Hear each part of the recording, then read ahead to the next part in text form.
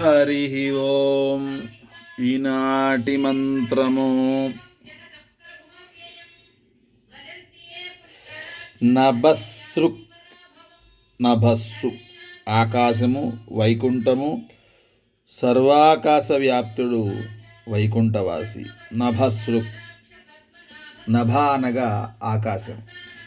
ఈ ఆకాశమంతయు వ్యాప్తి చెందినటువంటి వాడు. అలాగే ఆకాశంలో ఉండే వైకుంఠమంతా వ్యాపించిన వాడని. విశ్వం విష్ణు. మన విష్ణు సహస్రనామం మొట్టమొదటిగా మనకు చెప్పే మాటే విశ్వం విష్ణువు. విశ్వమంతా వ్యాపించినవాడు.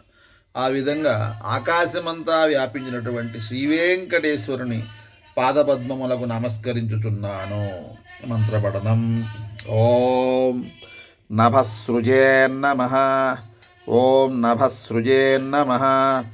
ఓం నభస్సృజేన్నమః.